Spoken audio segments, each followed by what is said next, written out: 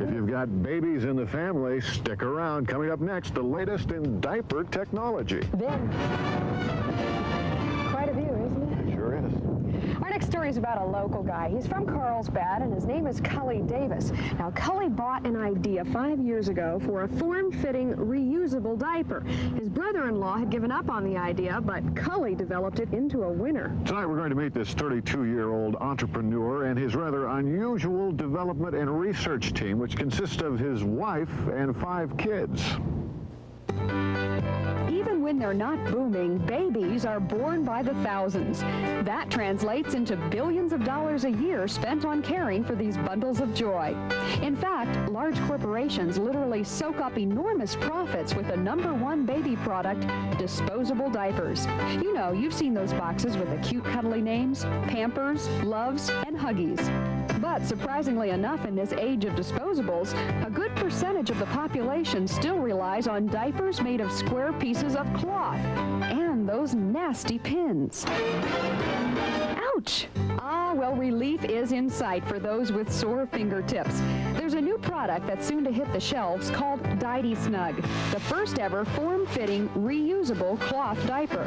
It's been developed not by the giants of the business, but by a 32-year-old father of 5 whose name is Cully Davis. I wanted to come out with what I felt was literally the best diaper in the country. I wanted to make something that was good, and it took a lot of time and a lot of time and patience and money and everything to get it to where it is right now. Cully believes he has constructed the perfect diaper, one that's convenient and a money saver.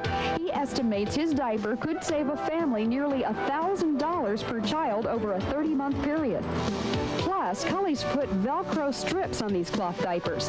That should take care of any fear a parent may have of being stuck with those nasty pins.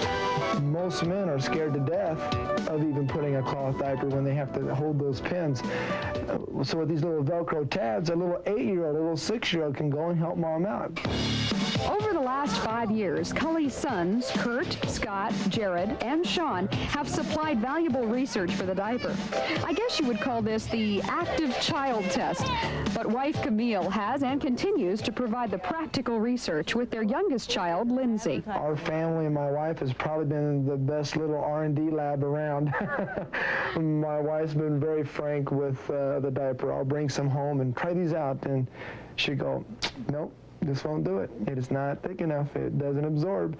So I go back and make it thicker, and then she'll go, it doesn't hang on as good as it should.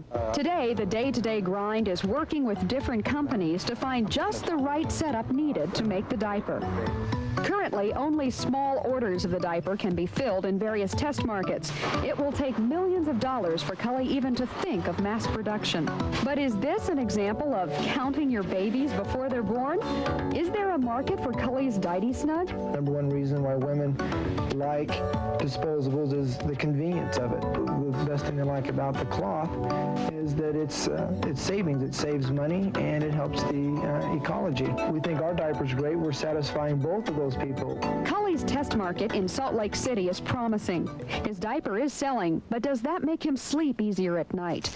Is the risk to the family's future worth it? There are times when you're putting so much of your money and time and energies into it, you realize that you're risking everything you have financially, basically. You realize that it's an emotional toll on you and your family, and you wonder if you've made the right decisions and the right steps. So, yeah, there have been times, many a times you lay at night going, boy, I hope we've done the right thing. I hope that I've made the right decisions. Well, Cully, I understand your diapers have many uses. Is that right? And yes, they do, Pat. When the DiddieSnug wears out, it makes the best rag in the market. You just slip your hand inside. You can wax the furniture in the house. You can chamois the car down after you're through washing it. Or you can spray a little cleaner on your windows, and it just cleans them right up. Cully does not consider himself a David going after Goliath. He feels his product will only absorb a share of the existing and yet untapped market, a market estimated to be worth about $250 million. As long as babies are being born, something has to be on the bottom, and why not, my diaper. Oh, yes, there's another market Cully forgot to mention, and maybe for good reason. He's a real enterprising guy, Dave. He sure is. One area of the industry, the diaper industry, that Cully thinks he can have a big impact on is the area of incontinence. Now, that's a loss of bowel and bladder control. Yeah, according to an authority, the nursing home industry alone spends $8 billion a year dealing with this problem, so DiddieSnug should be a well-received product for them.